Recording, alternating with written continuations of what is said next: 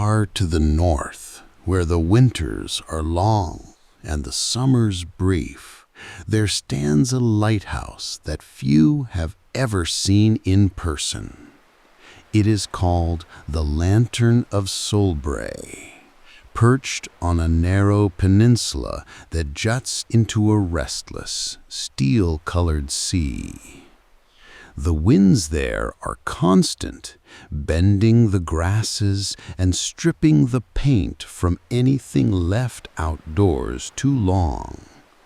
For most of the year, the waves crash against the rocks in a deep, echoing rhythm, and the sky hangs low, heavy with drifting clouds. The lantern was built not for commerce or fishing fleets, but for a single ship, a royal vessel that never returned. The story begins more than 200 years ago, when a storm unlike any in living memory swept through the fjords. A king's ship, carrying both precious cargo and the hopes of a nation, vanished in that storm. In the years that followed, the queen, who refused to believe her husband lost to the depths, commissioned the building of a light on the very point from which she had last seen his sails. She believed that one day, guided by its glow, he would return. Generations of keepers tended the Lantern of Solbray. Through winters when ice coated the glass of the lantern room, through summers when the midnight sun painted the waves gold, the light never failed, but the ship never came. Yet the keepers told of strange sightings. Some spoke of a tall, dark vessel glimpsed far out on the horizon, its sails full in a wind that no one on shore could feel. Others told of hearing the faint notes of a horn across the water, low and mournful, long after the harbor had gone still for the night. One young keeper swore he had seen the outline of a man standing on the gallery railing looking out to sea, only for the figure to vanish when he climbed the stairs. There is an older tale, passed quietly between keepers, of the returning light. On certain winter nights, when the snow is falling sideways and the wind has stripped the land bare, the lighthouse beam appears to curve, bending back upon itself, as if drawn toward some invisible point offshore. The air in the lantern room becomes warmer, the scent of salt sharper, and the sound of the sea changes, becoming less of a roar and more of a deep, steady heartbeat. Some say that in those moments, the light is answering another far away, a signal from the lost royal ship, still adrift somewhere beyond time. No one has ever proven such things, of course, but the sea keeps its own counsel, and the Lantern of Solbray still burns through every season. Today, there is no resident keeper, only a caretaker who comes twice a month to wind the machinery and check the glass. The rest of the time, the light shines on, utterly alone in that frozen corner of the world. If you stand there in the quiet, you can hear the sea sliding over smooth stones below the cliff. In the distance, gulls wheel in slow arcs, their cries carried thin and high by the wind. The horizon is a blur of steel and cloud, the kind of endless view that makes you feel both very small and strangely at peace.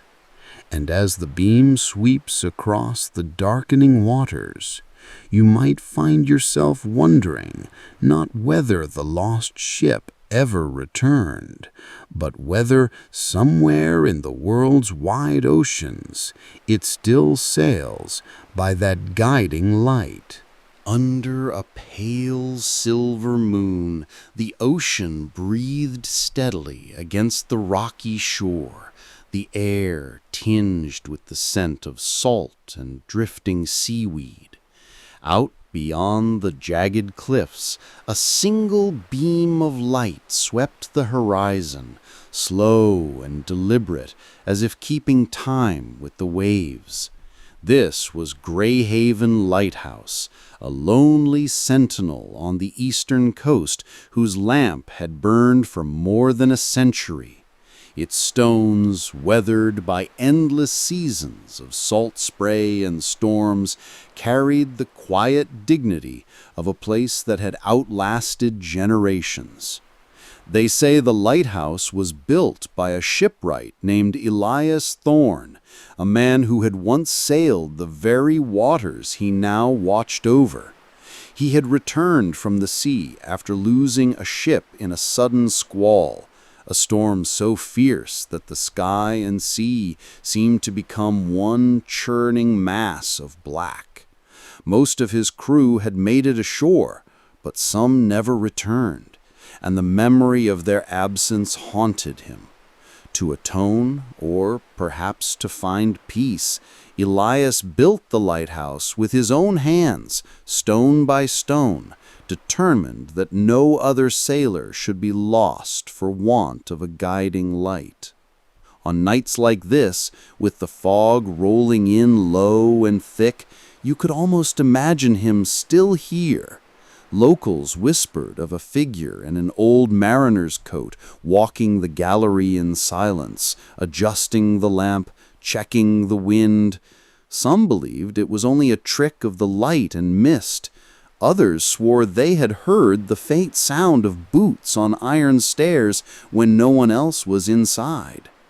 The keeper's cottage, long since empty, still stood beside the tower. Its windows looked out toward the dark expanse of water, and in winter the wind would whistle through its chimney in a low, almost melodic tone. Visitors who stayed the night often reported a curious sense of calm, as if the place itself were keeping watch over them. One story told among fishermen is of the night the sea turned glassy smooth before a storm. The wind died, the waves stilled, and in that eerie silence, the lighthouse beam seemed brighter than it had ever been. A trawler far from shore spotted the light and turned toward it, avoiding the wall of black water that rose moments later behind them. They reached the harbor safely, though the captain would never again sail without first checking that Greyhaven's lamp was lit. And then there are the stranger tales, the ones told quietly over mugs of coffee in the harbor cafe. They say that on certain nights, the light doesn't just sweep the sea, it lingers, pointing toward something unseen, some hidden place far beyond the horizon. No one can explain why or what it means. Some think it's a trick of old machinery, others that it's a sign meant only for those who know how to follow it. The rocks below the lighthouse are slick and treacherous, and at low tide the remains of old shipwrecks can be seen in the sand, ribs of wood protruding from the sand, iron nails rusting to powder. The waves whisper around them like voices too old to be understood. Yet, standing on the headland, the view is nothing short of serene. The light sweeping its slow arc, the vast ocean breathing in and out, and the knowledge that someone, somewhere, is being guided safely home. Sometimes, when the mist is thick enough to blur the line between sea and sky, the lighthouse seems to float, unmoored in an endless gray. And if you stand there long enough, listening to the distant sound of the bell buoy and the quiet hum of the lamp, you may feel as if the world beyond this shore has faded away entirely, leaving only the steady light and the endless rhythm of the tide. On such nights, Greyhaven feels like the edge of the known world, a place where stories gather like driftwood, waiting to be told. On the southern coast of a quiet island, where the sea turns warm and turquoise in the summer months, there stands a lighthouse known as Driftwater Point. Unlike the towering stone sentinels of storm-lashed shores, Driftwater is modest in height, painted white, with a single broad band of deep blue that circles its middle like a sailor's belt. It has watched over a stretch of water notorious not for its danger, but for its shifting currents that can carry a small boat far from land before the crew realizes what's happening. The story of Driftwater begins with a woman named Maren Voss, the first and only full-time keeper. She was not appointed by any authority, nor did she inherit the role. Rather, she took it upon herself after a strange incident one summer evening. The tide had been high and gentle, the wind calm, when Maren, walking the beach at dusk, noticed a faint glow out to sea. It was not the warm flicker of a lantern, nor the sharp gleam of starlight on water, but something softer, like the shimmer of the moon through thin clouds. As she watched, the glow drifted closer, and she could see it surrounded by small figures, dozens of them, gliding just above the surface. They were too far away for her to see clearly, but she had the unshakable impression that they were watching her. The next morning, a small sailboat washed ashore, its hull intact, but its deck entirely empty. There was no sign of struggle, no torn sail, no damage, no belongings scattered on the sand. The logbook was still in the cabin, its last entry a short line: "The light is moving." From that day on, Maren began lighting a tall oil lamp on the point every evening, ensuring it was visible far out into the bay. In time, she petitioned for a proper lighthouse to be built, and when it was completed, she moved into the small stone cottage beside it. For 30 years she kept the light burning no matter the weather. She said it was to guide fishermen and travelers home, but there were those who believed she was keeping something out, not bringing anyone in. Sailors still talk of the wandering light that sometimes appears beyond Driftwater. It drifts lazily across the horizon, changing direction without wind or tide, and on rare occasions it will pause and seem to brighten, as though it has noticed being watched. Boats that go toward it find themselves turned around without realizing it, their compasses spinning as if caught in a strange magnetic pull. One fisherman, now long retired, swears that in his youth He followed the wandering light until it was so close he could see ripples on the water beneath it. He says that the sea around it was unnaturally calm, the surface so smooth it reflected the sky like glass. And then, without warning, the light blinked out, and he found himself adrift in open water with no land in sight. It took him until dawn to row back to shore.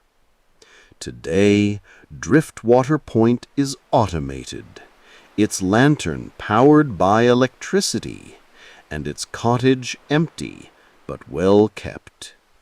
Tourists come for its beauty and the soft, sandy beaches nearby, unaware of the stranger tales.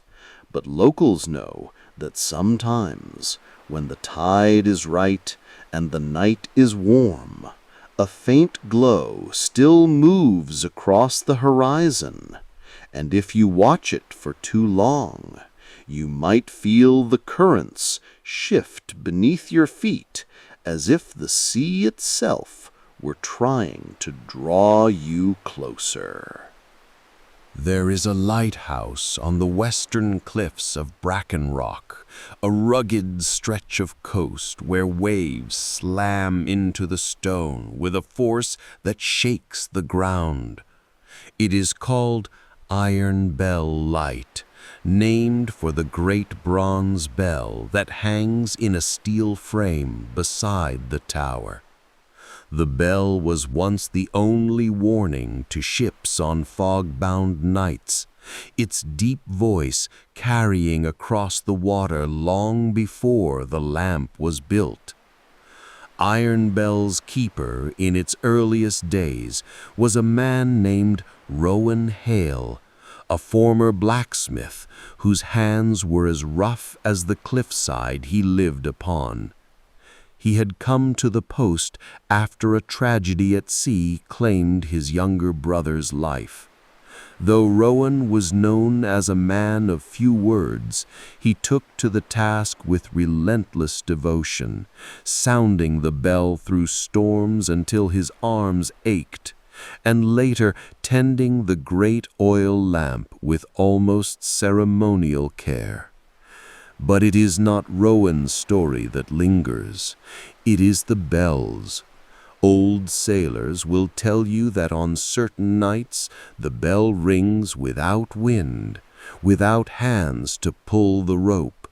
The sound is slower then, softer, almost hesitant. Some say it is a warning from those who never made it to shore.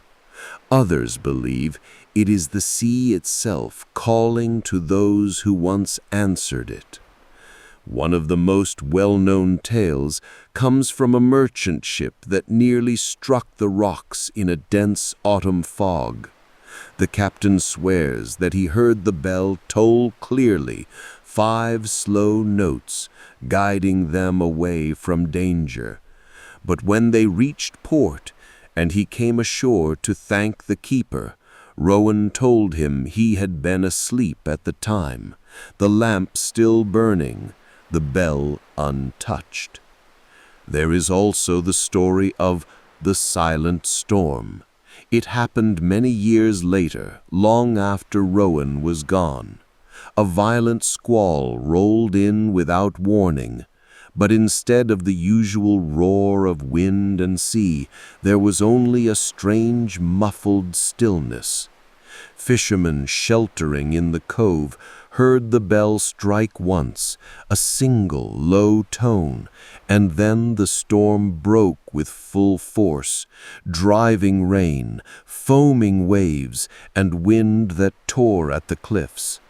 When it passed, the bell rope was found tied in a perfect knot, one no one in the village claimed to have tied. The lighthouse today is automated, the bell rarely used except for ceremonial occasions. Yet, even now, locals say that if you walk the cliff path at night, You can sometimes hear the low, distant toll of iron bell rolling in over the dark water.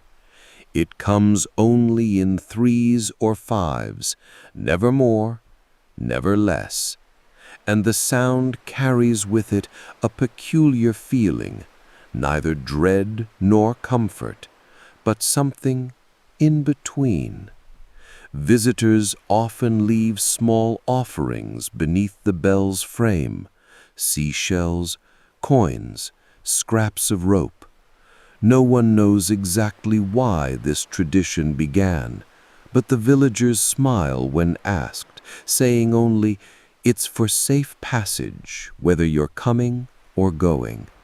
And when the fog creeps in low, cloaking the cliffs and muting the crash of the waves, the steady sweep of the light and the deep hum of the unseen bell seem to belong not just to this place, but to another world entirely, where the line between the living and the lost is only as thin as the mist.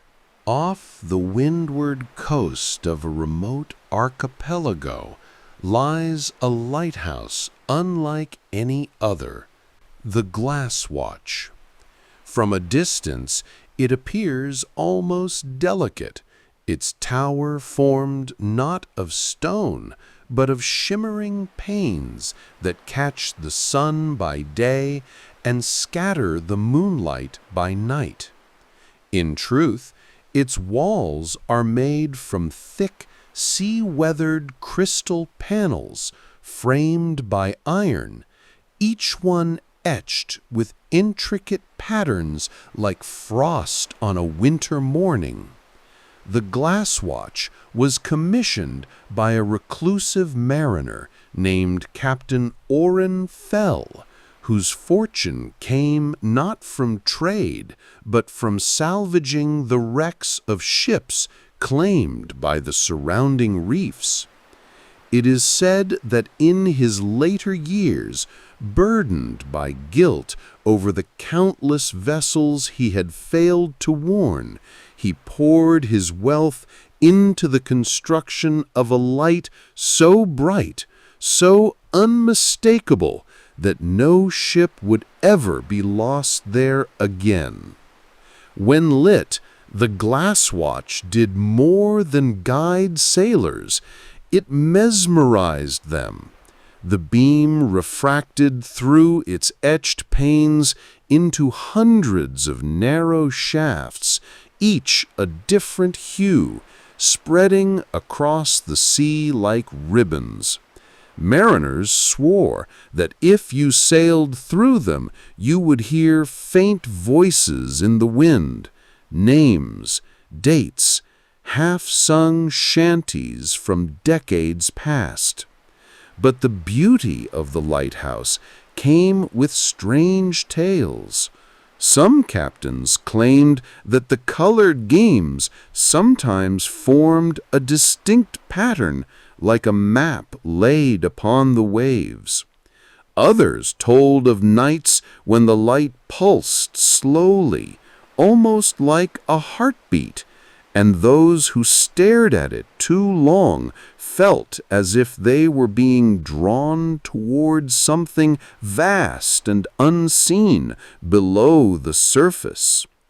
One haunting story speaks of the ship Cilandra, whose crew spotted the Glass Watch glowing in colors they had never seen before, deep greens and golds that shifted like sunlight through kelp. The ship altered course to investigate, but when the first light of dawn came, there was no lighthouse in sight, only open water. Days later, Cilandra was found drifting, her sails torn, her decks empty. The logbook ended mid-sentence. The light has moved beneath the waves. Today, the Glass Watch still stands, though it is rarely visited, Automated equipment keeps its lamp burning, but the original crystal panels remain, each one covered in strange, sea-salted etchings that no one can replicate. During storms, locals say the tower seems to vanish entirely, its glow replaced by an otherworldly gleam far below the surface, as if the light has descended into the deep to fulfill some forgotten purpose. On calm nights, however, you can walk the narrow spit of land that leads to it. The tide whispers along the rocks, the tower rises like a prism against the stars, and the beam sweeps its many-colored arcs across the open sea. Stand there long enough, and you might catch your reflection in the glass, only to notice, perhaps with a quiet shiver, that the figure staring back from the pane is just a moment slower to turn than you are. Far out in the cold, dark waters between two continents, there is a lighthouse known only as Midnight's Gate. It stands on a jagged basalt outcrop so remote that it cannot be seen from any mainland, reachable only by days of sailing, or in the rare calm by helicopter. The seas around it are deep and treacherous, home to shifting fogs that can descend without warning, swallowing the horizon in minutes. Midnight's Gate has no village, no harbor, only the tower and a narrow ring of land that drops straight into the sea.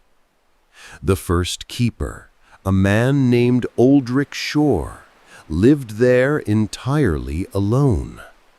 His logs, preserved in a maritime archive, speak of the usual maintenance, polishing the lens, trimming the wicks, but as the months went on, his entries grew stranger.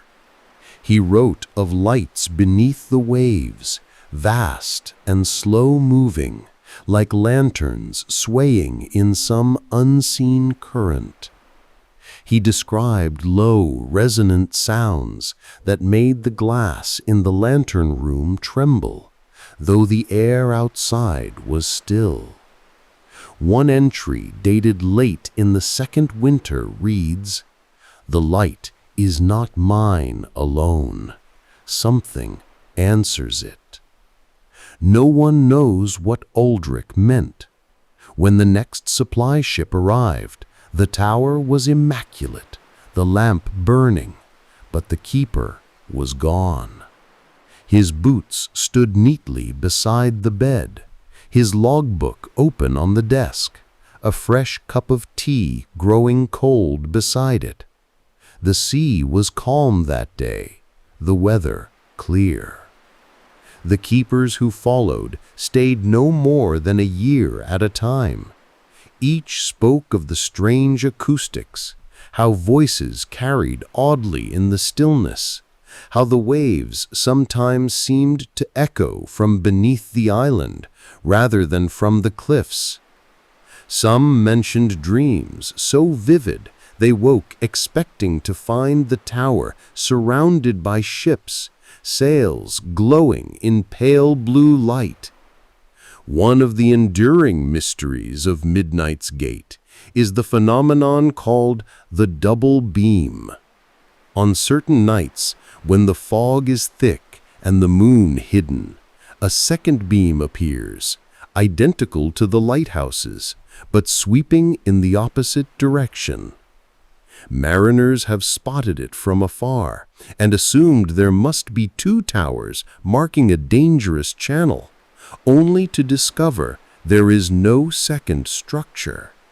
The light seems to come from the horizon itself, vanishing when approached. Today, Midnight's Gate is fully automated. No keeper remains on the island, and ships rarely pass close enough to see it. But every so often, a fishing crew will return to port with uneasy expressions, saying they saw 2 lights on the water where there should have been 1. They do not stay out long after that. If you were to stand on the narrow ledge outside the lantern room at night, the sea would seem to stretch on forever in all directions, black, endless, and unbroken except for the slow sweep of the beam.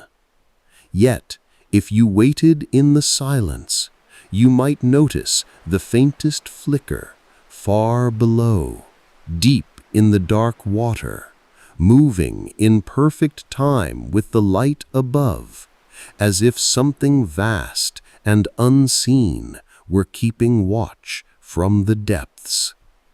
On the fog-veiled shores of the Merrow coast stands a lighthouse known as Hollowind. Built atop a sheer limestone cliff, its whitewashed tower rises stark against the dark pines that crowd the land behind it. The sea here is restless, curling into coves and hollows with a ceaseless roar, its waves carrying driftwood from faraway shores and the occasional relic of ships long gone. Hollowind takes its name from the sound that surrounds it. The cliff face beneath the tower is riddled with sea caves, carved over centuries by the tide. When the wind sweeps in from the open water, it funnels through those caves in strange, layered tones, a sound like a vast, distant choir humming in low harmony. On some nights, the tones are almost melodic, as if the caves themselves were singing to the sea. The first keeper, a widower named Corin Lath, claimed the sound was not merely wind, but a warning. In his journals, he wrote of standing on the gallery late at night, hearing his name in the tones, whispered again and again, urging him to keep the lamp burning. He described nights when the light seemed to flare brighter on its own, just before a storm rolled in, as though the tower itself knew what was coming. The most famous story from Hollowind tells of the brigantine Silver Fawn. She had been caught in a sudden gale and was making for the coast, her sails torn, her hull taking on water. According to the survivors, they heard a deep, resonant tone cutting through the howling wind, a sound unlike anything they had ever heard at sea. It seemed to guide them toward the beam of Hollowind, leading them past the reef and into the safety of the cove. When they stepped ashore, the keeper asked how they had known to follow the cave's song. They swore they had never been to this coast before, but the sound had felt familiar, like a memory they had always carried. Over the years, others reported similar experiences, a whispering in the wind that seemed to guide them home, or dreams in which the cave's voices called them to safety. Skeptics say it is nothing more than the strange acoustics of the cliffs, but those who have heard the Hollowind at night tend to speak of it in quieter, more reverent tones. Now automated, the lighthouse is rarely visited except for curious hikers and the occasional photographer hoping to catch the glow of its beam cutting through the swirling fog. Yet locals still warn visitors not to linger too close to the cliff's edge when the wind is high. They say that sometimes the song changes. It becomes less of a guiding hum and more of a beckoning call, low and insistent, as though something in the caves is trying to draw you down into the dark, where the tide will rise and the wind will sing on, unheard above the waves. Far out on the edge of a rocky peninsula, where the land narrows to a knife's edge and the surf explodes in white plumes against the stone, there stands a lighthouse called Blackwater Reach. Its name comes not from the color of the sea, which is as deep a blue as anywhere, but from the shadowed trench that runs just offshore. This trench, said to be unfathomably deep, swallows light even on the brightest days. Fishermen avoid it, claiming that their lines go slack there, as if nothing beneath the surface is alive. Blackwater Reach was first lit more than a century ago, when a series of wrecks plagued the coast. The builders anchored the foundation directly into the granite, hauling stones up from the quarries inland. The first keeper, a man named Ellis Morrow, was a veteran sailor who had survived 3 shipwrecks. He chose the post because, in his words, "The sea has taken enough from me, and now I will take nothing from her but the truth of her waters." Ellis kept meticulous logs, noting the weather, tides, and every vessel that passed. At first, his entries were plain, almost mechanical. But over the years, his tone shifted. He began writing about sounds, low, resonant hums that rose from the trench on calm nights, vibrations that made the lantern glass quiver. He wrote of shapes beneath the surface, long, slow-moving shadows that passed against the current, and glints of light far below, as though stars had been caught in the water. One entry in particular has survived in maritime archives, dated during his 11th year as keeper. The light swept the trench at midnight. Something answered it. A pulse, faint but certain, rose from below. The water stilled. I could not move until it passed. The trench's reputation grew with the years. Sailors claimed their compasses faltered near it, needles twitching wildly before snapping back into place. A few spoke of seeing the lighthouse beam bend subtly as it crossed the dark water, as though drawn towards something beneath. The most chilling story comes from the crew of the Windhaven, a cargo ship that ran aground just beyond the reach of the light.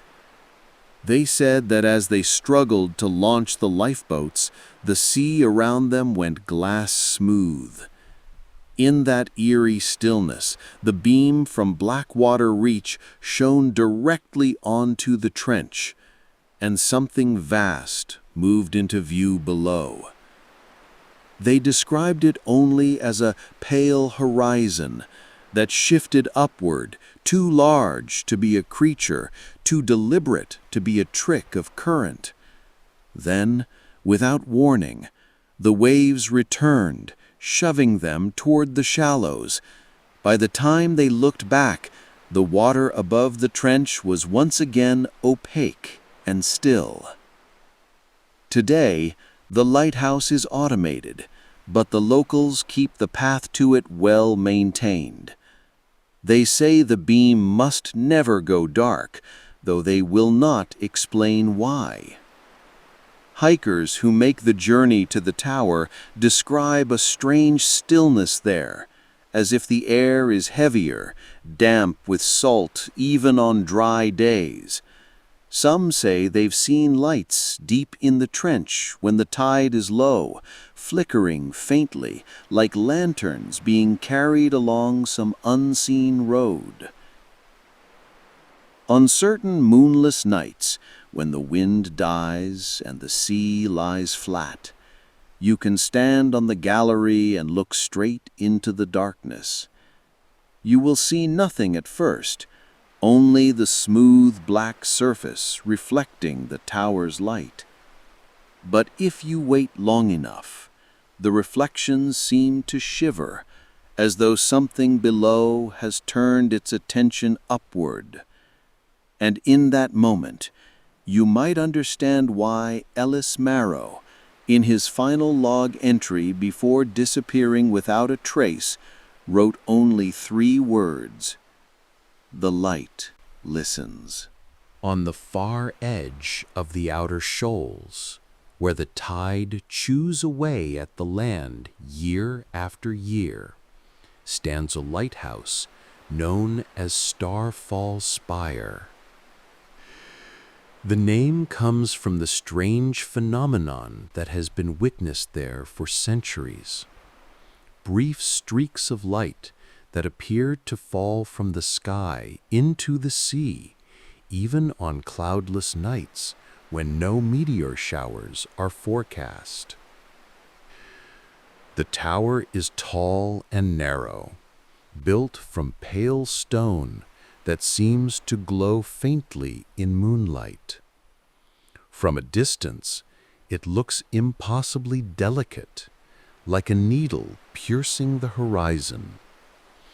Its keeper's quarters cling to the base, half buried against the wind. The sea here is unpredictable, with sudden shifts in current that can turn calm waters violent in moments. Starfall's first keeper was a woman named Leora Dane, a former navigator who claimed she could read the stars like a map. She petitioned to build the lighthouse after her ship nearly struck the shoals during a night crossing. She told the Maritime Council, "There are lights out here, but not all of them belong to ships or heaven." Leora kept careful records of the falling stars that appeared near the shoals. They were never bright like meteors, but soft, golden, and slow, sliding into the water without a splash.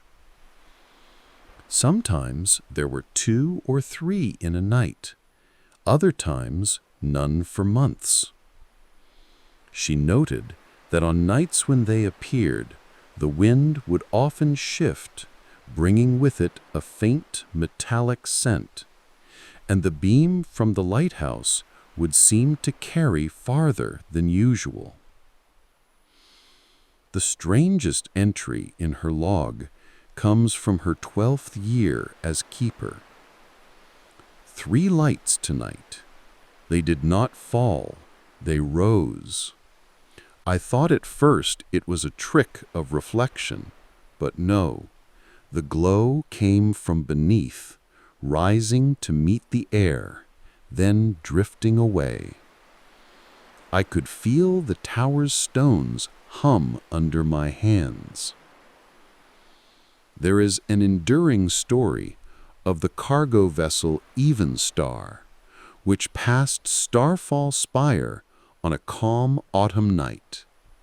The crew reported seeing dozens of the golden lights, not falling, but circling in the water like a constellation turned upside down. The captain, against his better judgment, ordered the engines slowed.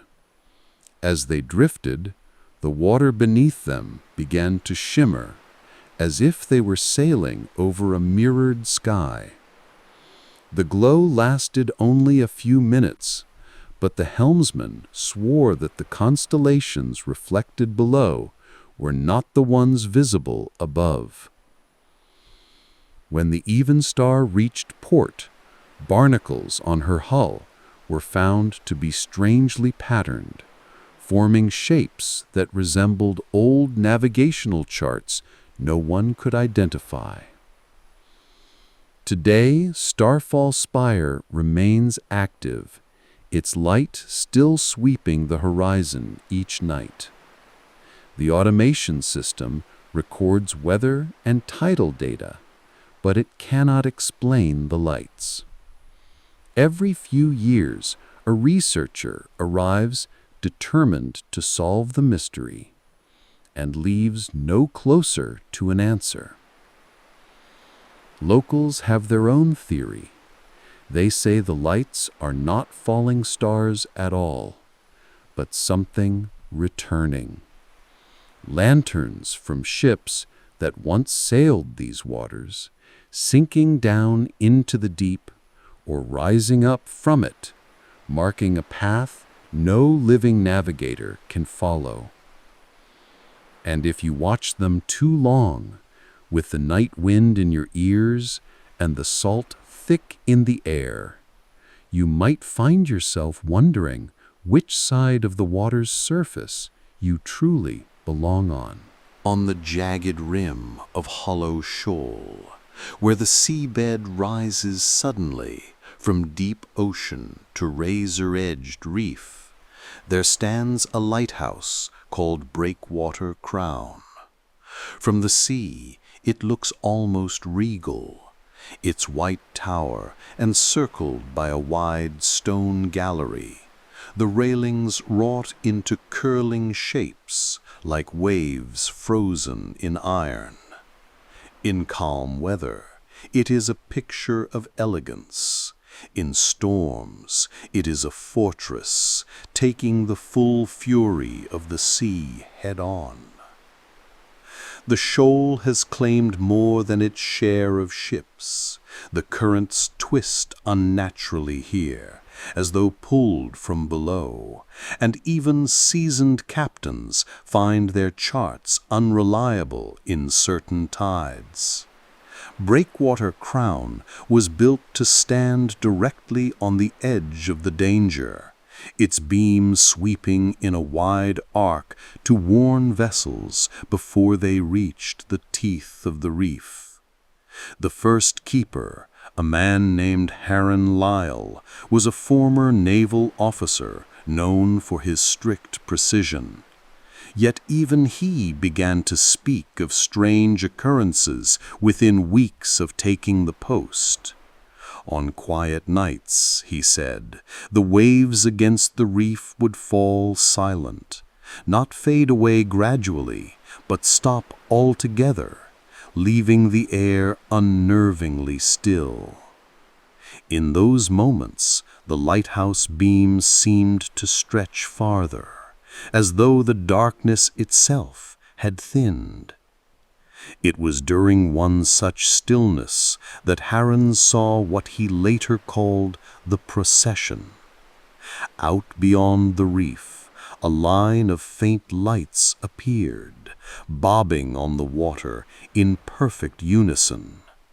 They were not the sharp, clear lights of lanterns, but soft glows, pale and blue-white, that seemed to drift just above the surface.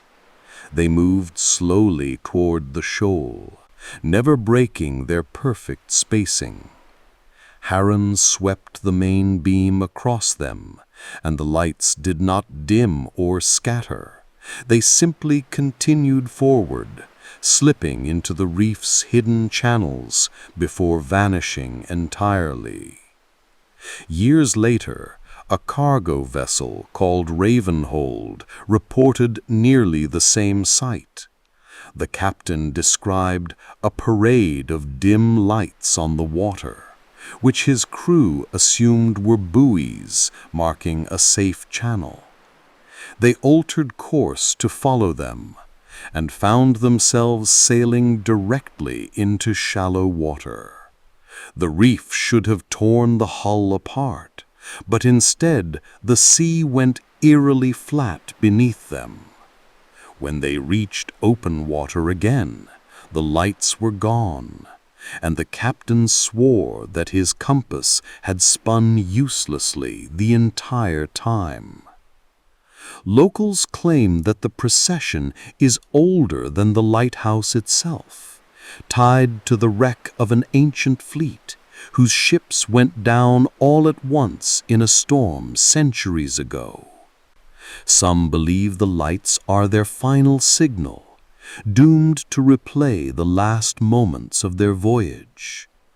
Others insist the lights are a lure, guiding the living into the same fate. Today, Breakwater Crown is automated, its elegant railings rusting under the salt wind.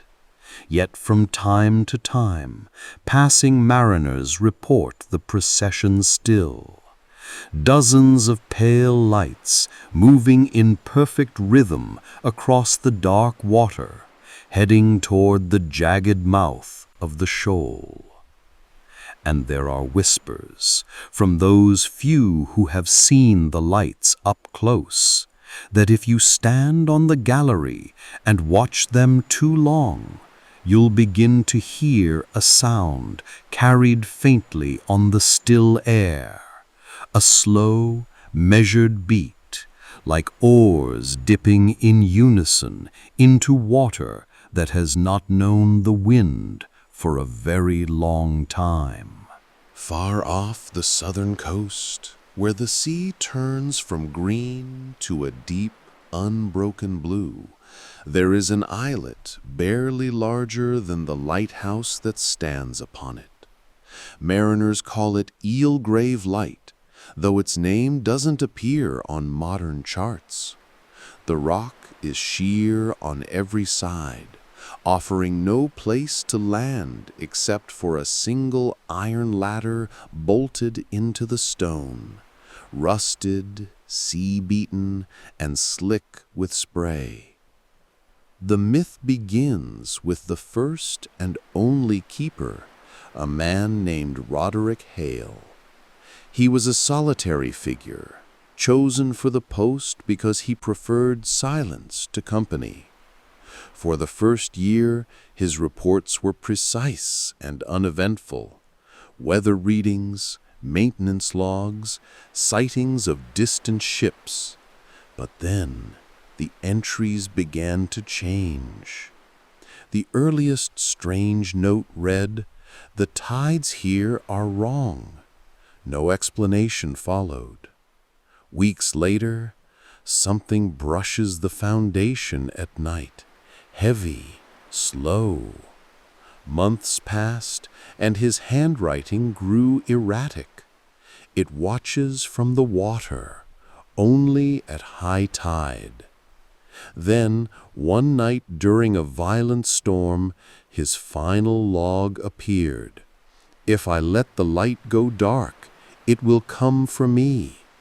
But if I keep it burning, it will come for you." No relief boat ever found Roderick Hale. The tower was empty, its lamp still burning, but the keeper's bed was neatly made, and a wet trail led from the base of the ladder to the top of the lantern room, and stopped. The legend says that the waters around Eel Grave are home to something vast, an ancient creature that coils around the rock beneath the waves. Sailors tell of seeing pale shapes moving just under the surface, as though long, slick bodies were circling slowly. In the stillness after a storm, the water there sometimes churns without wind, and a single ripple will move outward in a perfect ring. They say the light is the only thing keeping the creature from surfacing, but the cost is that it demands a keeper. When one disappears, the sea claims another, pulling them down the iron ladder and into the dark. Even now, Eel Grave Light is not fully automated. Mariners passing near swear they see a figure pacing the gallery at night, pausing every so often to look directly at the water. And though the official story is that it's maintained by a rotation of Coast Guard crews, no one ever admits to serving there. On the calmest nights, if you drift close enough to hear the waves lap against the stone, some claim you can hear a deep, slow sound from far below, like the breath of something enormous rising through the dark.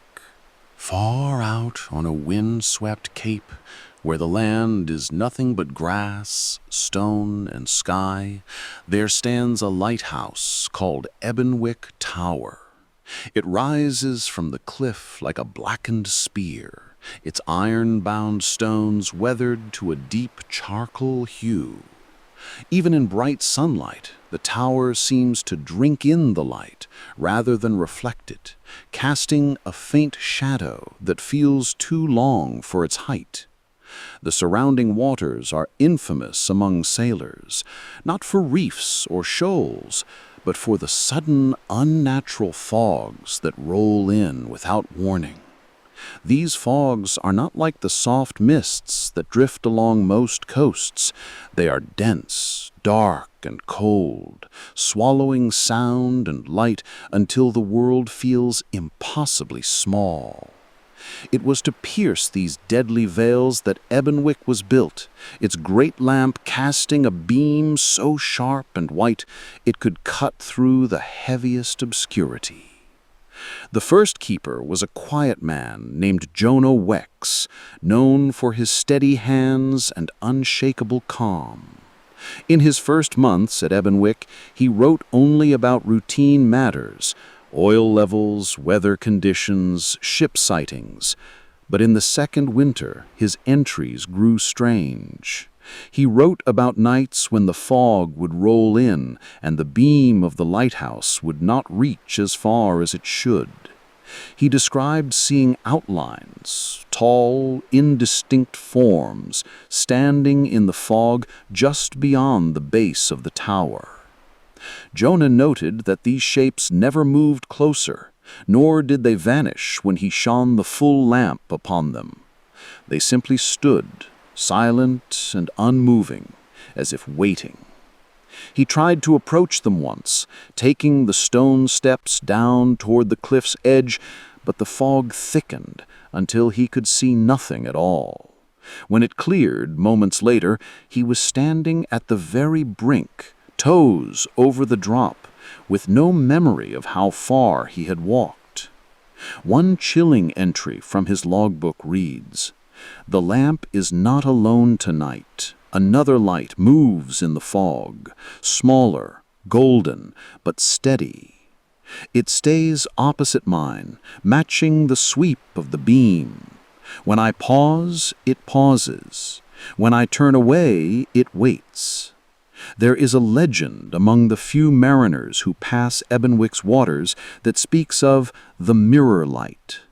Those who see it say it is a perfect echo of the lighthouse beam, but warm where Ebbenwick is cold, and always just far enough away to tempt a course change. Ships that follow it too long are never seen again. Decades after Jonah Wex's service ended, he retired inland and refused to speak of the tower.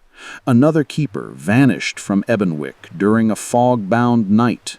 The lamp was still burning, the logbook open to a half-finished entry, and the door to the lantern room was locked from the inside. No footprints led away from the tower.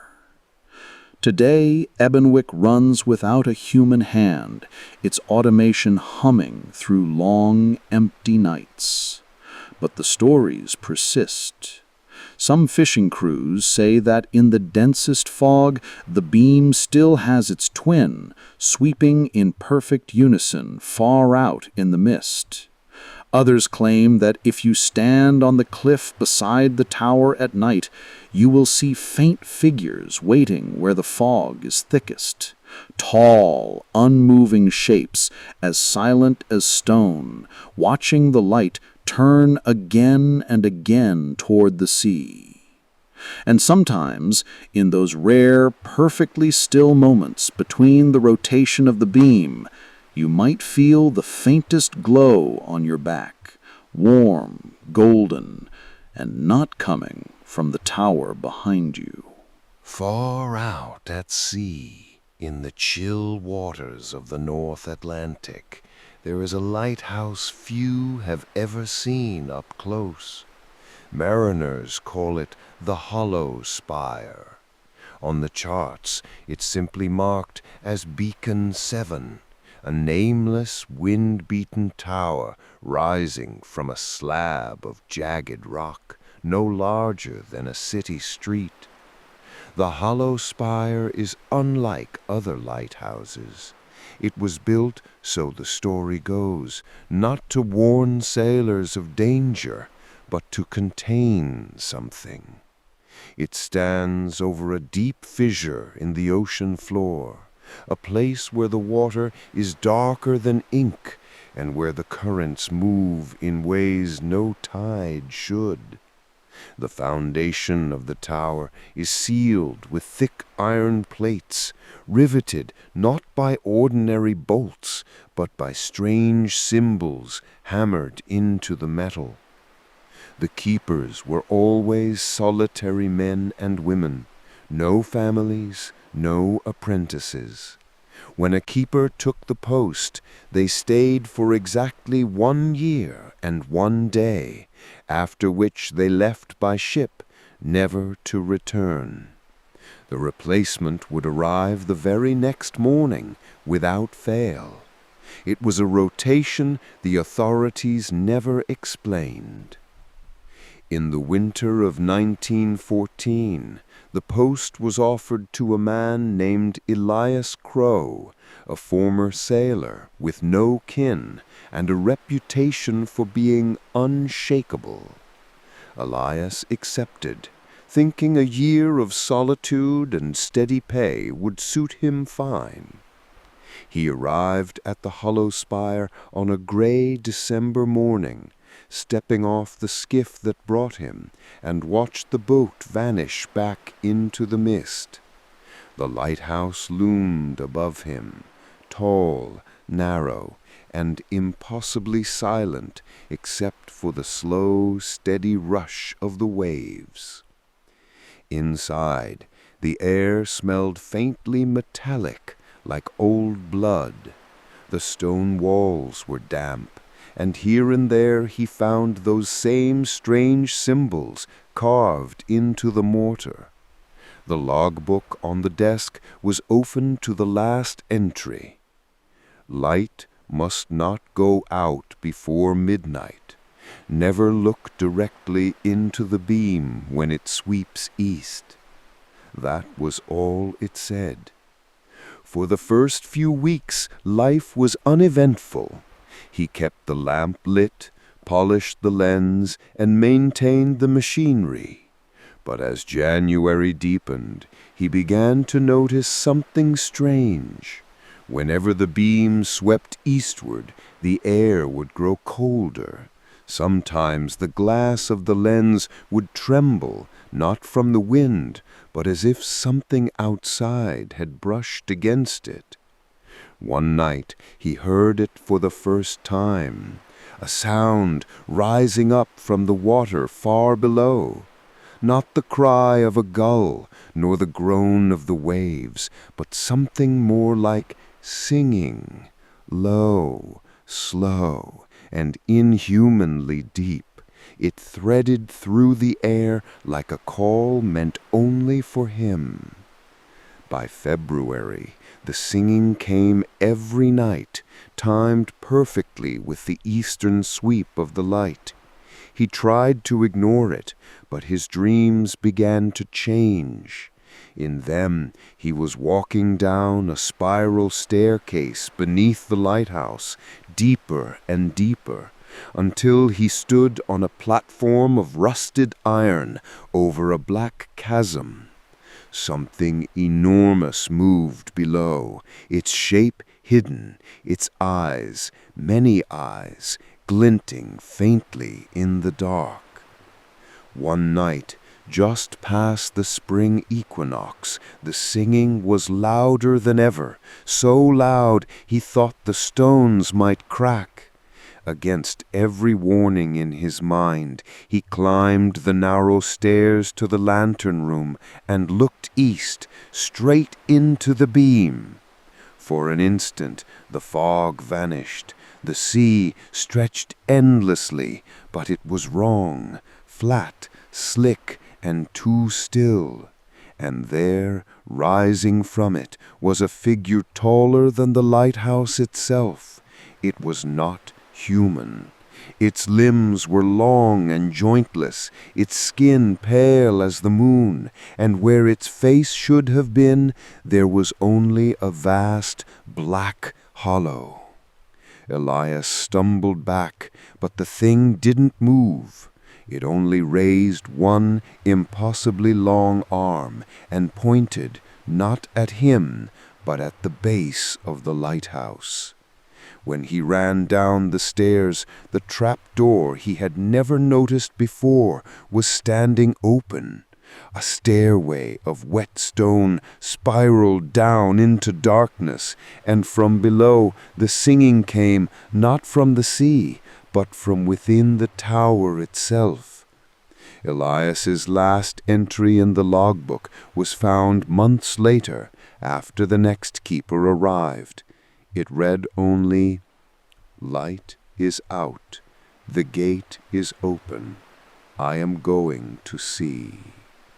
No one ever found him, but the hollow spire still stands, its beam sweeping the waves, and sailors say that on certain nights, if you sailed too close, you'll hear the singing rise from the mist, and a voice, hoarse and faint, calling from far below, come down and see." On a lonely stretch of coast in the far north, where the cliffs rise sheer from the black water, there is a lighthouse that locals call the Widow's Lantern.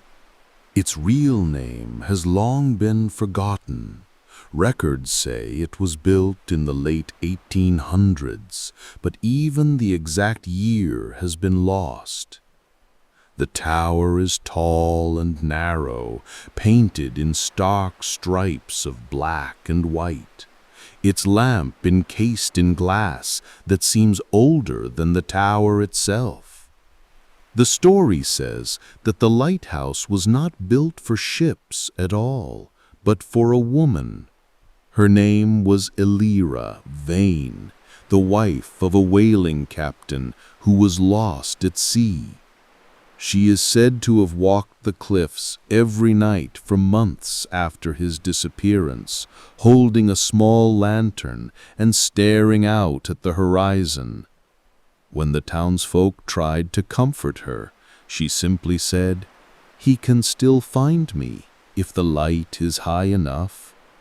According to the myth, Elira spent the rest of her days building the lighthouse with her own hands, using the fortune her husband had earned from the sea.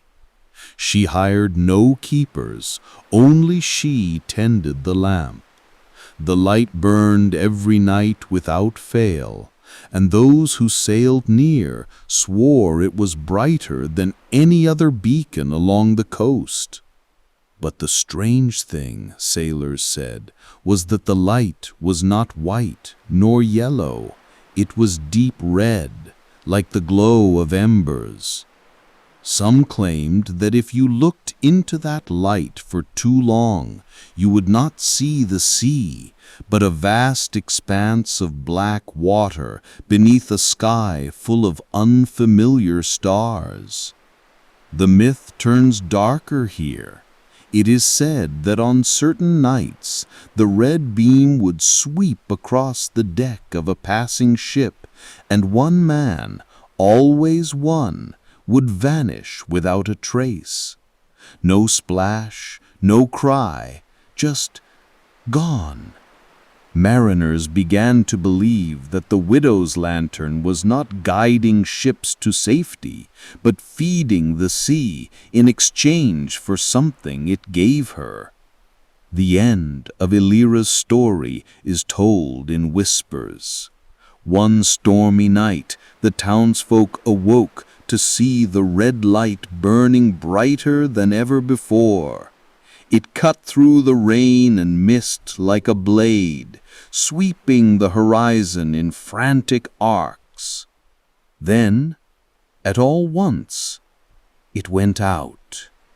When the townsfolk climbed the cliff at dawn, the lighthouse door was locked from the inside. The lamp room was empty. Elira was gone. The only sign she had been there was her lantern, resting on the gallery rail, its flame still burning with that strange ember-red glow. To this day, the widow's lantern still stands, though no keeper lives there.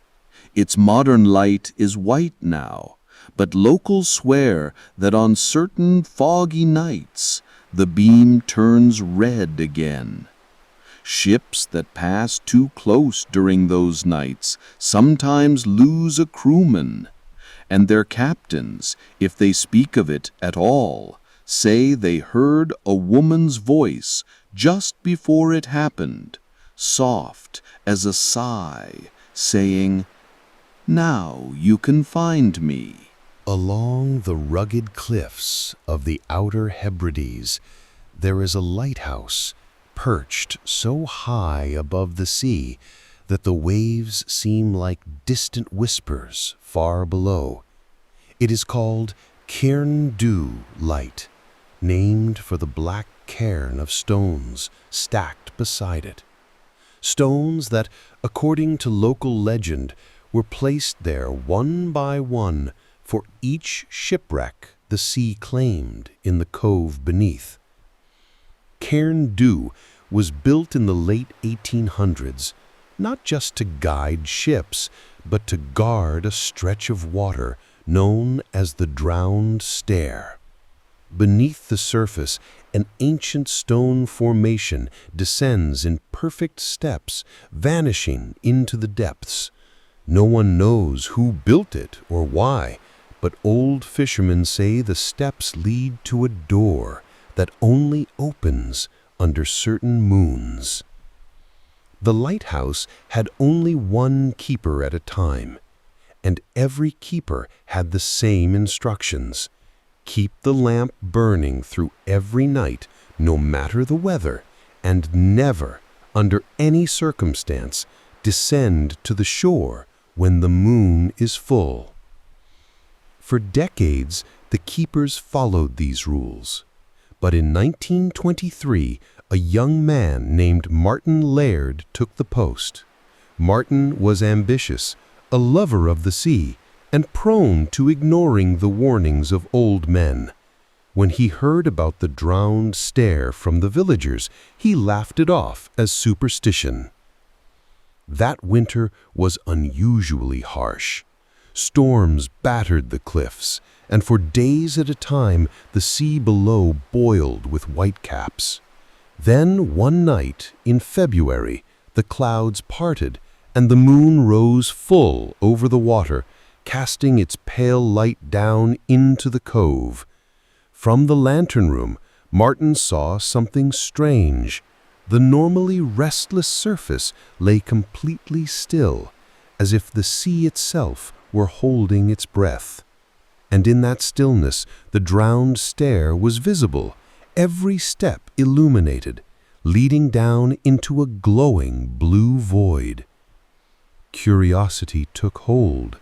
He left the light burning and made his way down the narrow cliff path to the shore. The air was cold, yet the stones beneath his feet felt warm, almost pulsing. He stepped onto the first stair, and the surface of the water shimmered like glass, not breaking under his weight. Down he went, 10 steps, 20, 30, each one taking him deeper into a silence so complete it felt like sound itself had been erased. He glanced up once to see the lighthouse far above, its beam sweeping slowly, and the black cairn standing sentinel in the moonlight. When he reached the final step, he saw it, a door of dark stone, taller than 2 men, carved with swirling patterns that seemed to move under his gaze. In the center was a handle shaped like an anchor. Without thinking, Martin reached for it. The moment his fingers touched the cold metal, the water above came crashing down, not as a wave, but as if the entire sea had remembered gravity. He had only a heartbeat to draw breath before the door swung inward. The villagers found the lighthouse lamp still burning the next morning, but Martin was gone. The path to the shore was wet, as though the tide had come higher than usual, but no footprints remained.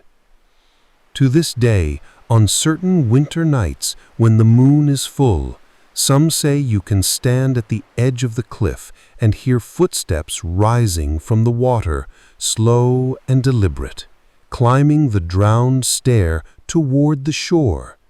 And if you listen closely, you'll hear the creak of a heavy door opening far below, followed by a rush of water, and then silence. In the rolling moors of the West Country, there is a village called Black Hollow, tucked so deep into the valleys that it almost never appears on modern maps. It is a place of slate roofs, crooked chimneys, and narrow lanes where the moss grows thick between the cobblestones. The locals live quiet, careful lives, and few outsiders visit, except once a year, on the night they call the Turning. According to the stories, the Turning began centuries ago, when the moors were ruled not by men, but by something older. The villagers say the land remembers, and every year on the longest night it demands acknowledgement. The ritual is simple, or so it seems. At sundown, every lamp and candle in Black Hollow is snuffed out. The hearths go cold, doors are locked, windows shuttered. In the square, the villagers gather in complete darkness, holding hands, whispering prayers so old that no one remembers their original meaning. At the stroke of midnight, a sound comes, a deep, slow creak, like the turning of a massive wooden wheel. That's when the villagers say it begins. No one under the age of 21 is allowed to attend the midnight hour in the square. The young are told to stay indoors, to cover their ears with blankets, and not to peek outside under any circumstances. If you ask them why, they will only say, "You don't want to see who's walking." The figure, if it is a figure, arrives without footsteps. The first sign is the smell, something sweet, almost floral, yet undercut by the acrid tang of iron. The air grows heavier, pressing on the lungs, and then the creaking starts again, closer now, circling the square. Old Tom, the blacksmith, claims that if you are in the square you must never ever break the chain of joined hands, for those who have broken it have been taken. What that means exactly, he refuses to say. One winter not long ago, a newcomer named Margaret Finch came to Black Hollow. She was a writer, drawn by the village's odd seclusion and the chance to live cheaply while she worked on her novel. The turning, she was told, would happen in 3 months. She laughed it off. Local superstition, she thought. But she listened to every detail with the fascination of someone who loves a good story. When the night came, she intended to follow the rules. But lying in bed in the pitch dark, she heard it, the creak, faint but distinct, drifting up from the square. It was mesmerizing. She thought she could almost hear words woven into the sound, though she couldn't quite make them out. She tried to ignore it, but then she caught another sound. Her name, spoken clearly, not shouted, but carried on the air right into her ears. Her skin prickled. She got out of bed, moving to the window. She knew she shouldn't. She told herself she'd just lift the curtain a little, just to prove to herself it was nothing. What she saw froze her in place. The square was full of people, yet they were not the villagers. They were too tall, too thin, their limbs bending in ways that seemed wrong. They wore no clothes, but their skin shimmered in the moonlight, almost liquid. Faces elongated and shifting, never the same twice. Their eyes, if you could call them that, were holes, deep and black, yet glistening like wet stone. They moved in a circle, slowly, deliberately, and at the center of their dance stood a great wooden wheel, its spokes studded with bones, both animal and human. The wheel turned impossibly, without any hands touching it, and with every rotation a low groan shuddered through the air. And there, at the edge of the circle, was old Tom, holding hands with one of the shimmering beings, his face slack, his eyes unfocused. One by one, other villagers emerged from the shadows to join them. Margaret realized, with dawning horror, that they were the villagers, but changed, hollowed out, bound to the circle. Then one of the beings turned toward her window. She didn't see it move. It was simply there, staring up at her. The next time the wheel groaned, she heard her name again. Not from the being's mouth, its face hadn't formed one, but from inside her head. She stepped back from the window, heart pounding. But when she turned, the room was no longer her rented cottage. She was standing in the square, the cold air wrapping around her like chains. The wheel was before her now, vast and looming, and the circle had opened to let her in. No one in Black Hollow speaks of Margaret Finch any more. Her cottage stands empty, dust thick on the floor, the bed unmade, the curtains half-drawn. But those who lived in the village before she came say the turning has been different since that year. The creaking is louder now, and sometimes on still winter nights you can hear a woman's voice in the wind calling for someone, anyone, to join the circle. On the far northern coast, where the sea is black even at noon, and the air carries the metallic bite of ice, there stands a lighthouse with no name. Official maps label it only as Station 34. It is squat, octagonal, and painted a dull gray that disappears into the cliffs behind it. But it is not the tower itself that makes sailors uneasy. It is the glass. The lantern room at Station 34 does not hold a traditional lens. Instead, it houses an enormous, unpolished crystal, irregular, veined with threads of silver and faintly glowing from within. No one knows where it came from. Some say it was dredged from the ocean floor by deep-sea divers in the 1800s. Others insist it was found in a meteorite that crashed into the cliffs centuries ago.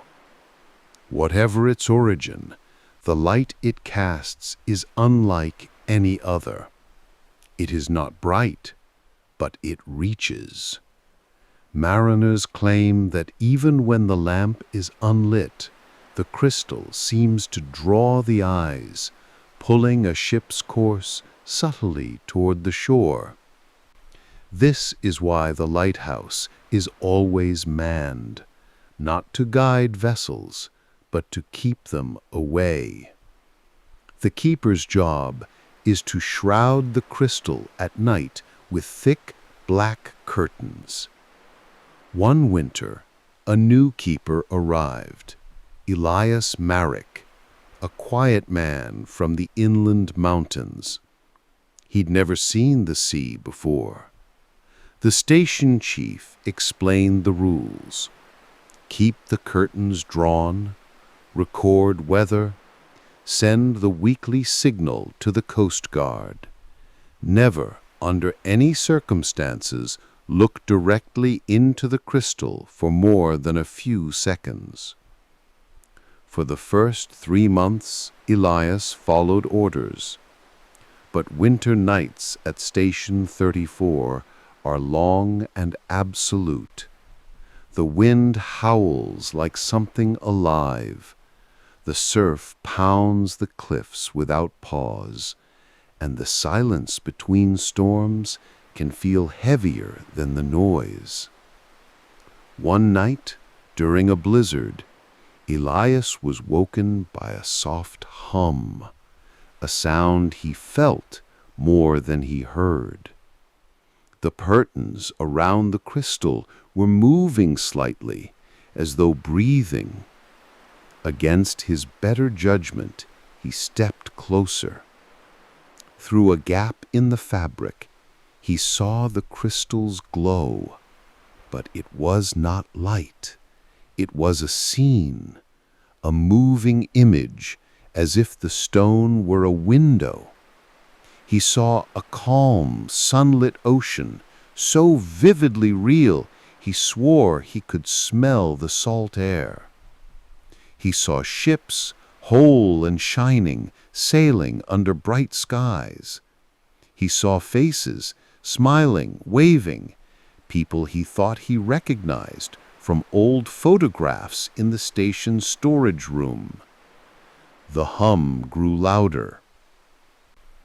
Night after night, Elias peeked again, each time seeing new visions, a city built on the waves, towers of coral and silver, flocks of strange birds flying in perfect circles, the faces of his parents, long dead, beckoning him closer. He stopped sending his weather reports. He stopped eating regularly. He began sleeping in the lantern room. Then, one morning, the supply boat found the curtains gone. The crystal was bare, glowing fiercely even in the weak daylight. Elias was nowhere to be seen. But there were footprints, bare, wet footprints leading from the lantern room down the spiral stairs, across the icy rocks, and straight to the cliff's edge. The last print was at the brink, pointing toward the sea. The station was abandoned after that. To this day, the crystal remains, faintly glowing on foggy nights.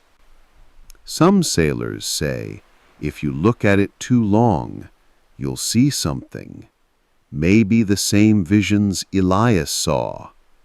Others say it shows you exactly what you most desire, but only so it can lure you closer until you step willingly into the dark water below.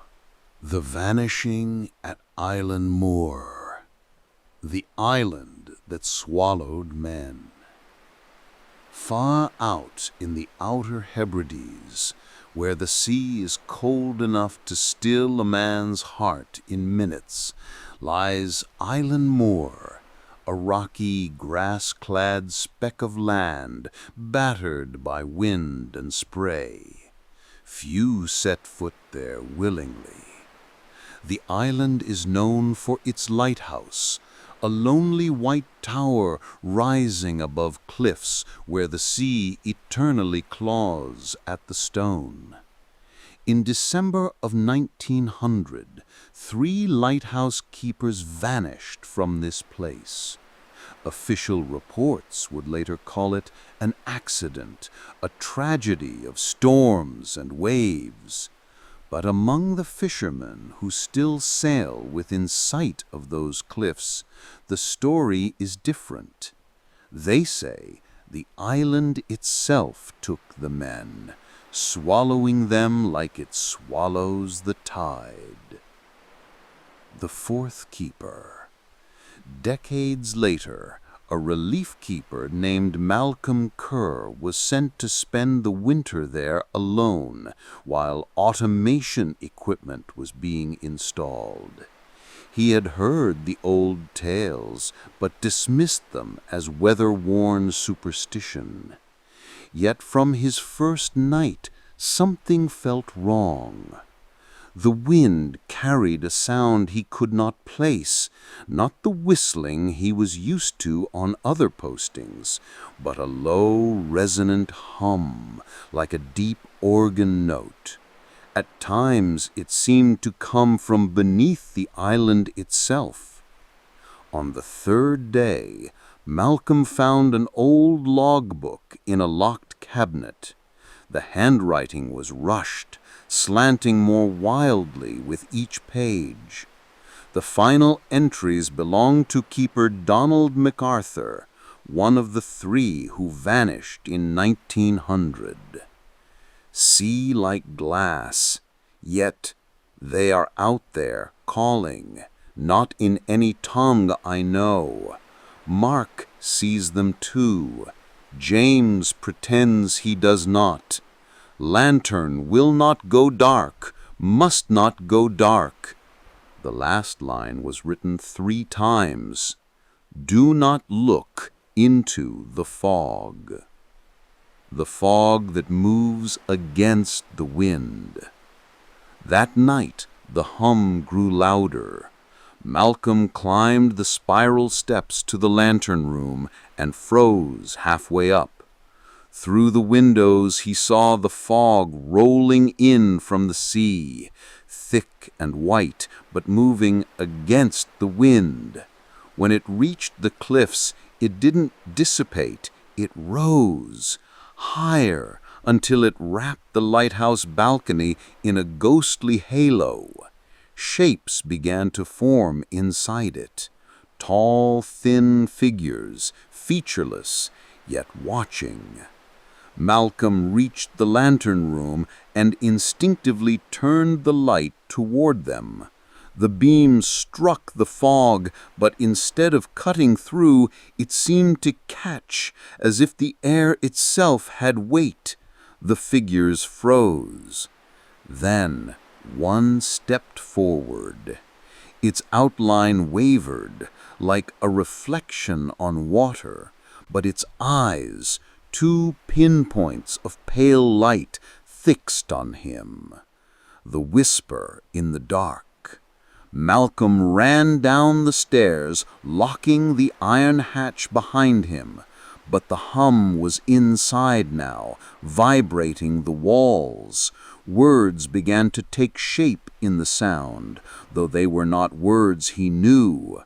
The meaning slid into his mind nonetheless. 3 were taken, the 4th remains. He realized then the lighthouse had not been unoccupied all these years. Whatever had claimed the keepers was still here, patient, waiting. In the morning, the fog was gone. The hum was silent. Malcolm's supply boat arrived 2 weeks later, finding the lighthouse empty.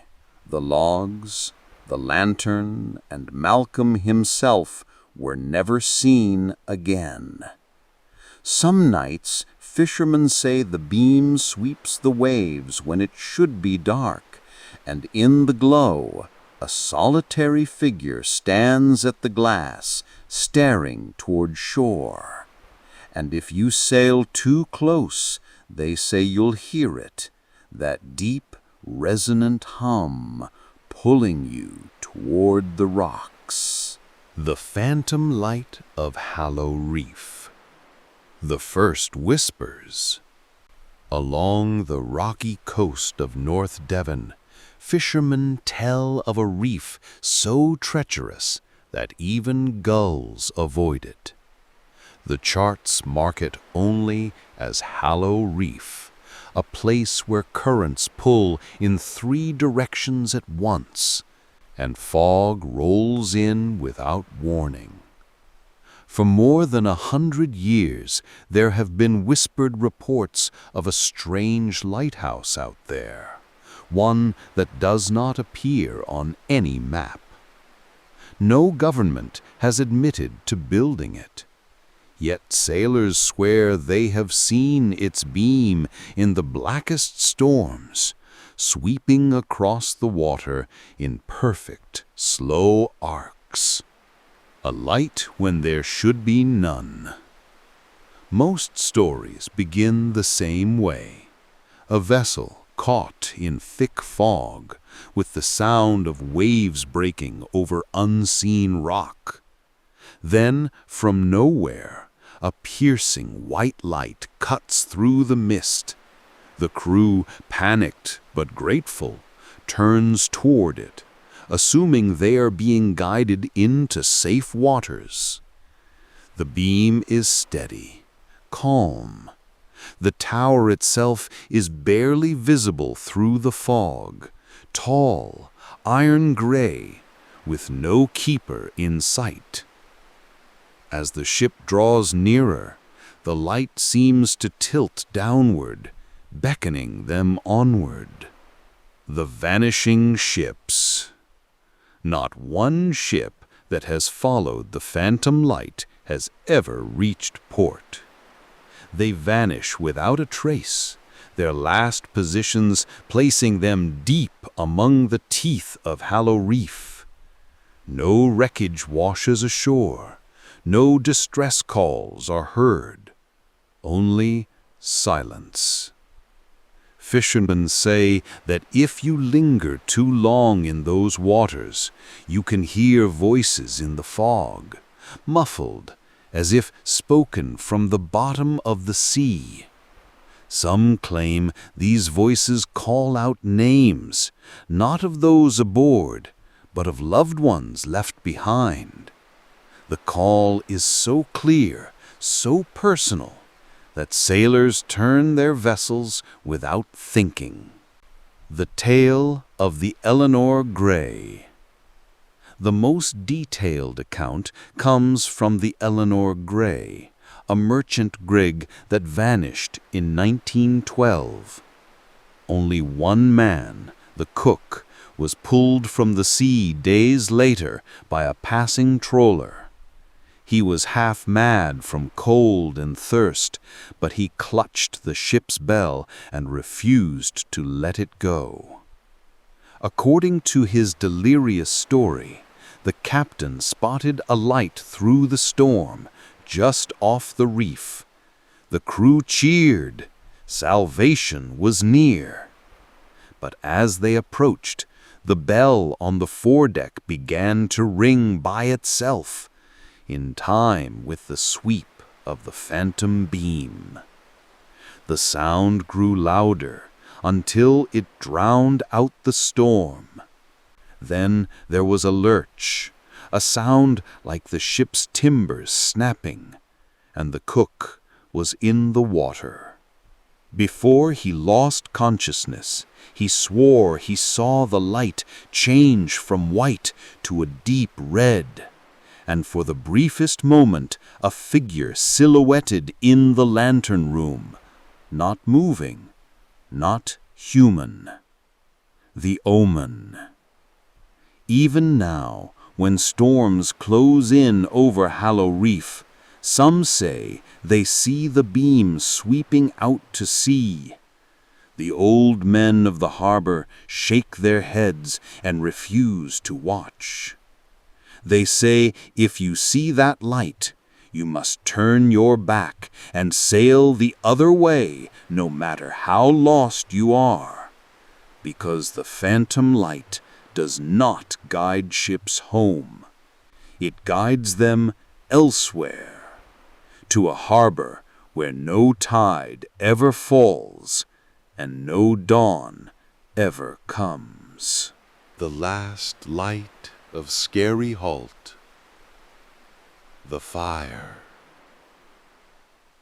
In 1874, on the ragged northern coast of Scotland, the Scary Halt lighthouse burned to the ground. The blaze began just before midnight, when a storm was raging hard enough to snap the tops off pine trees miles inland. The cause was never determined. Some say lightning struck the oil room. Others whispered of a lamp left burning too long. The 3 keepers on duty escaped with their lives, but the great iron lantern toppled into the sea with a sound they compared to a cathedral collapsing. By dawn, all that remained was a blackened stump of masonry, jutting from the Scary like a tooth in the jaw of the sea. The impossible sightings. The light was gone. The wreckage was hauled away. The rocky island was abandoned to seabirds and storms. But within weeks, fishermen began reporting something strange. The beam of Scary Halt sweeping across the water as though the tower still stood. It happened only on the darkest nights and in the worst weather, when no other beacon could be seen. The sweep was slow and deliberate, just as it had been in life. Some swore they could even make out the faint silhouette of the lantern room against the clouds. The harbor master dismissed it as tricks of the moon. The locals called it the last light, and quietly told their children never to follow it. The letter. 5 years after the fire, a letter surfaced in the archives of the Northern Lighthouse Board. It had been sent by a captain named John McInnes, who claimed that the phantom light had guided him away from a reef during a gale. He described turning his ship toward the beam, fully expecting to see the rebuilt Scary Halt, only to find nothing but open water where the tower should have been. In his log, he wrote, "The light swept over us one final time, then went dark. In the silence, I heard the toll of a bell, faint but clear. My first mate heard nothing. The sea was still. The keepers return." The strangest account came from a coastal patrol in 1891. 2 men claimed they put ashore on the Scary to investigate the light during a sudden fog. When they climbed the ruined base, they saw a man standing where the lantern should have been, his oilskin coat flapping in the wind, lamp in hand. When they hailed him, he did not answer. He turned slowly, his face hidden in shadow, and stepped backward into the air. The fog swallowed him. The patrolman fled, swearing never to return.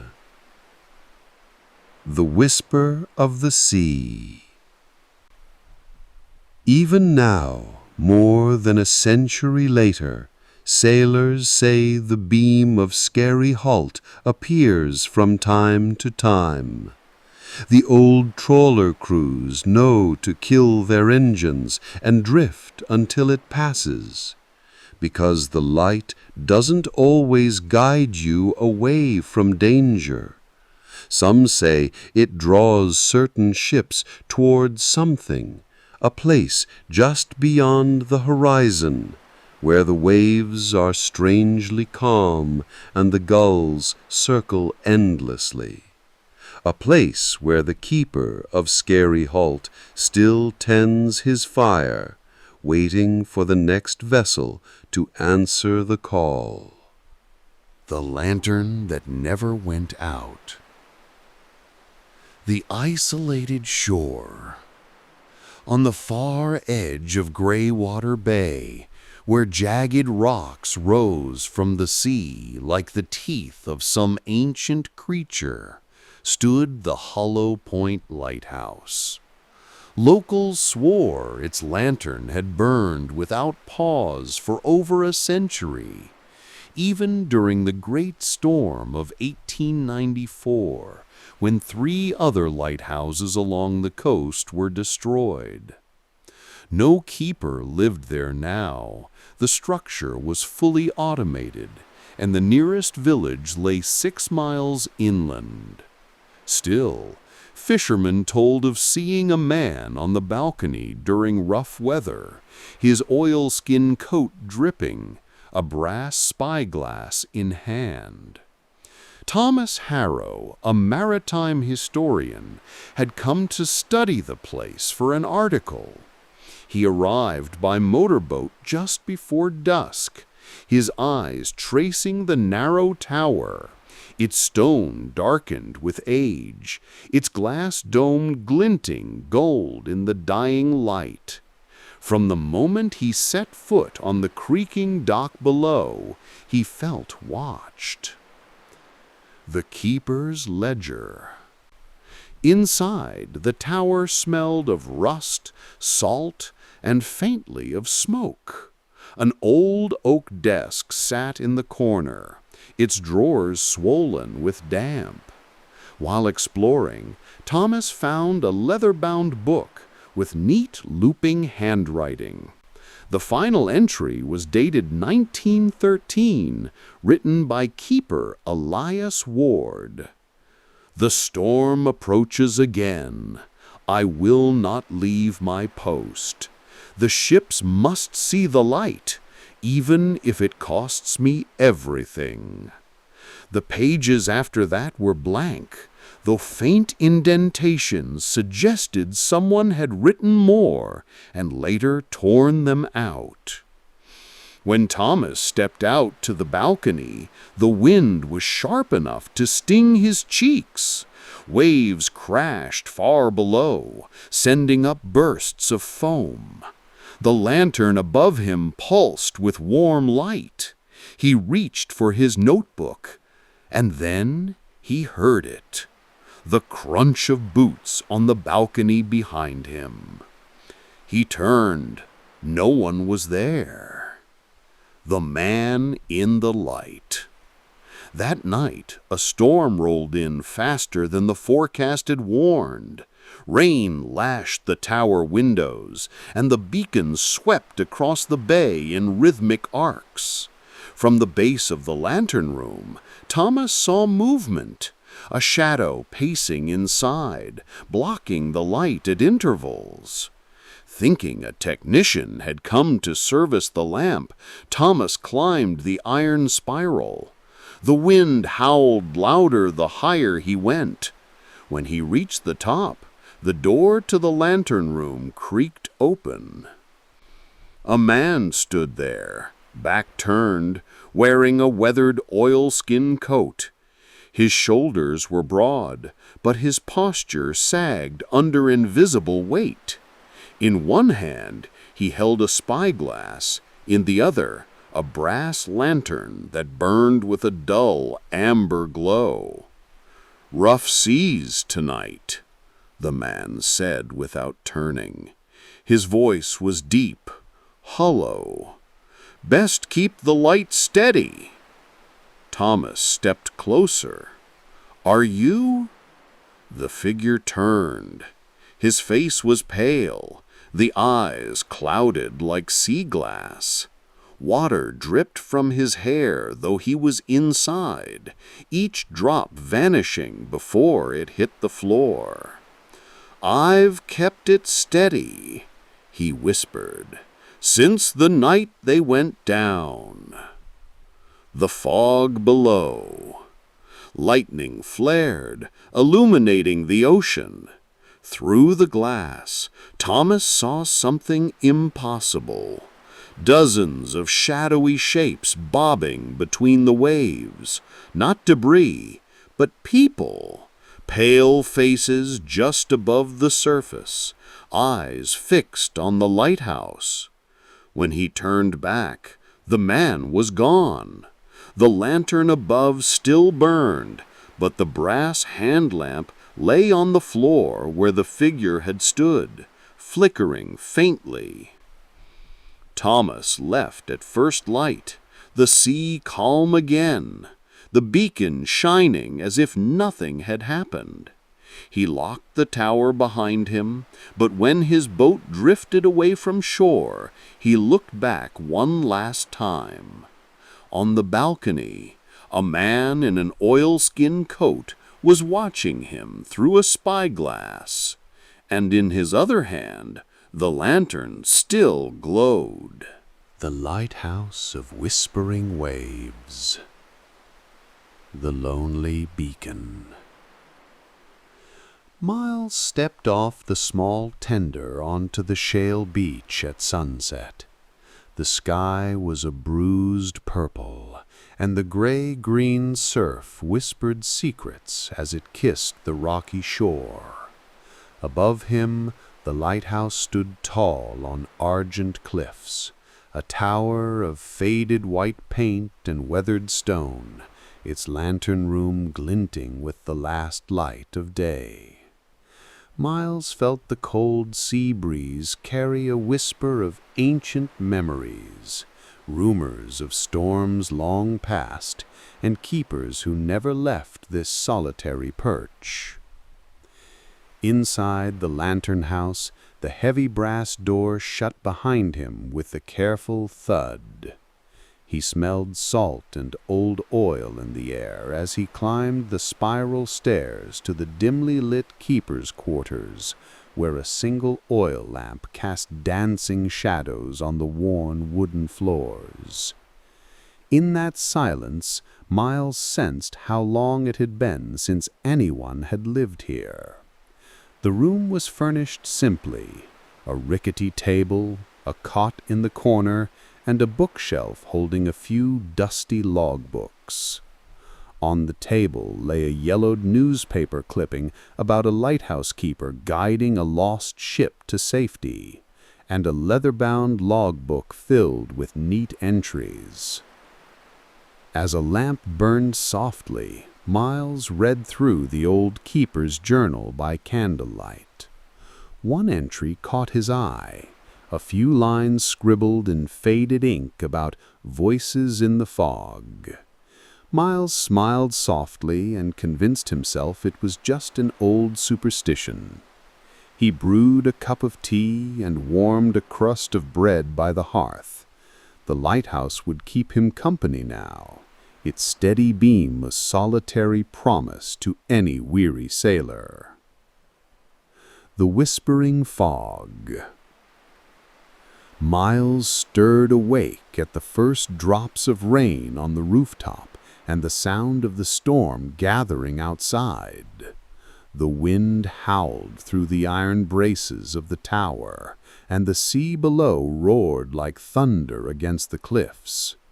The lighthouse groaned with age, but its light remained steadfast. Wrapping a blanket around his shoulders, Miles climbed out to the balcony to check on the lamp. Through the roiling fog, he saw the beam glow faintly, slicing through the night. Suddenly, silence fell, as if the storm held its breath. He peered into the mist, and in the near distance he thought he saw a figure standing at the edge of the precipice.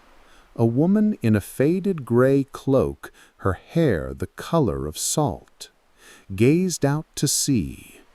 For a long moment he stared at her through the haze, until, with the final crash of waves behind, she vanished. Only the white caps beating like a drum and the light spinning through the dark remained.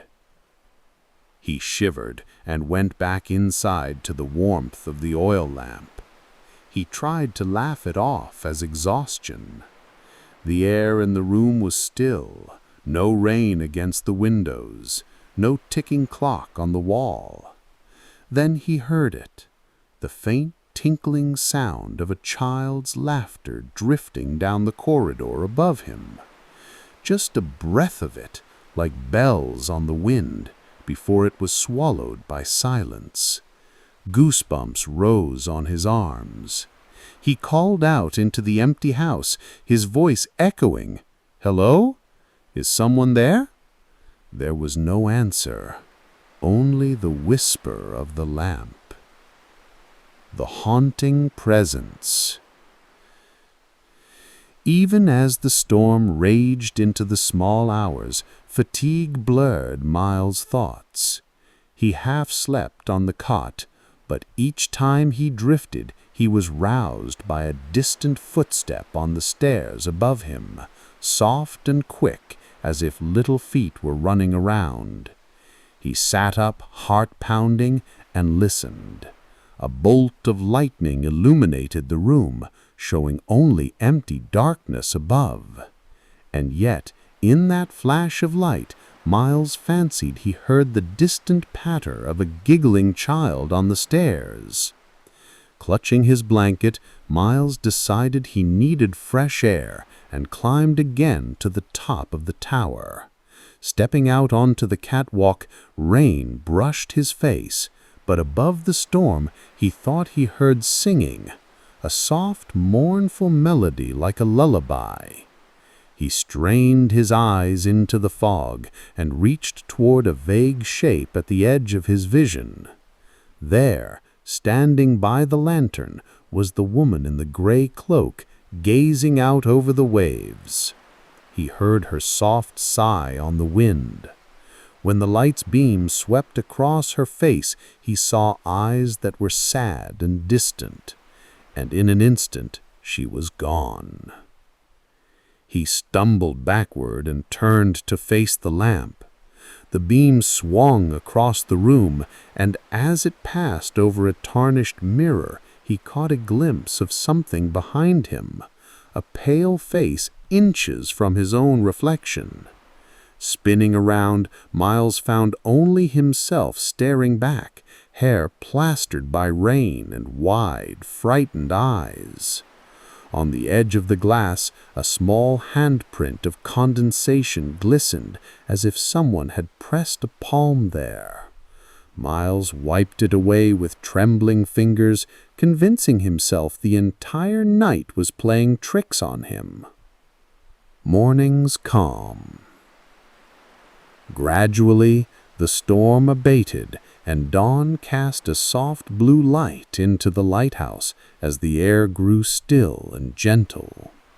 Miles rose with the sun, his body aching but relieved to find a comforting calm after the long night.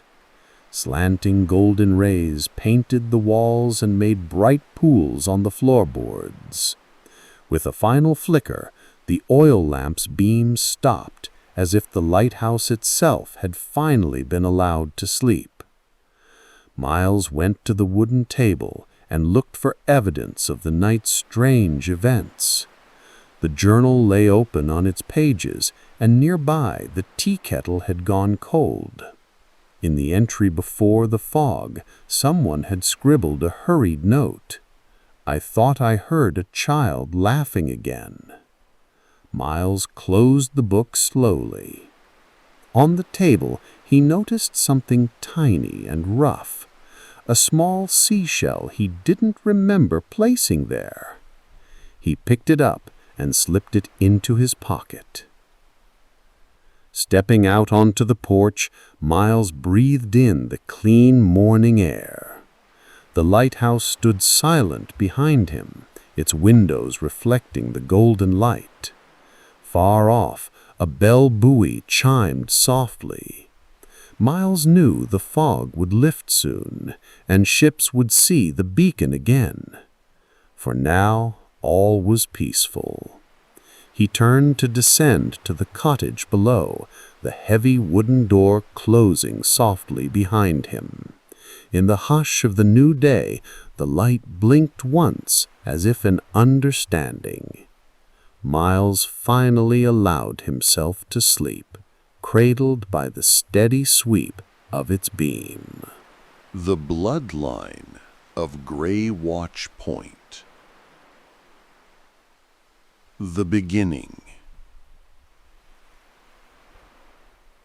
Grey Watch Point Lighthouse was first lit in the spring of 1821, built on a jagged headland where two violent currents met. The builder, Elias Caraway, was a man obsessed with the sea and with the strange dreams that had haunted him since childhood. He told no one what the dreams were, only that they had shown him the exact place the lighthouse should stand. "It will save lives," he said, "but it will also keep something in." From the night the lamp was first lit, Elias refused to leave. His wife brought him meals, his children fetched supplies, but he slept in the lantern room, always watching the black horizon. When Elias died in 1839, his eldest son Samuel took his place. The light never went out, not once. The second keeper. Samuel was a stern man who kept the logs meticulously. In them he recorded the expected details, passing ships, weather reports, repairs, but also strange entries, always written on moonless nights. Heard the bell again, farther this time. Woke to the sound of boots on the stairs, no one there. Dreamed I was in the water, could see the point above me, someone was waving. When Samuel died in 1862, his own son Elias, named for his grandfather, became keeper. The logs stayed in the family, passed down with the keys to the lighthouse. The third keeper. By the late 1800s, shipping routes had shifted, and fewer vessels passed Grey Watch Point. Elias Caraway II wrote less about ships and more about the presence that seemed to linger in the tower. Fishermen in the nearby village began telling stories, how the Caraway men all had the same faraway look, how their hair turned white before their 40th year, how none of them ever left the point willingly. And then came the night of the storm. The sea rose so high it seemed to touch the base of the lantern room. The villagers watched from shore as the light swept frantically, faster than it ever had before. At dawn the storm passed, and the lighthouse stood untouched. But Elias was gone. The door was locked from the inside, the lamp still burning. The logbook for that night contained only one sentence: "I see him now." The fourth keeper. The government replaced the Caraways with paid keepers after that. but each one stayed only a season or two. They spoke of whispering in the fog, of seeing figures out on the rocks where no one could stand. By 1937, the lighthouse was automated. The lens still turned, the light still swept the horizon, but the tower stood empty. Empty, except for the reports from passing ships. Some claimed they saw a figure pacing in the lantern room. Others swore there were two men inside, one older, one younger, both watching the sea. The Coast Guard investigated more than once, but they always found the tower locked and silent. The present day. Now, Gray Watch Point is no longer on any active chart. The sea has claimed most of the headland, and storms shroud it in mist more often than not. But some nights, when the wind drops and the water is calm, the beam of Gray Watch sweeps slowly over the horizon. Those who have seen it say the light is softer now, almost golden. And if you stand on the shore and close your eyes, you might hear the low toll of a bell, far out at sea. Some say it's the last of the caraways, keeping the light as he always has. Others believe it's all of them, standing together in the lantern room, waiting for a ship that will never arrive. And if you listen a little longer, just long enough for the waves to match your breathing, the sound of the bell fades into the hush of the tide, and the lighthouse drifts into darkness.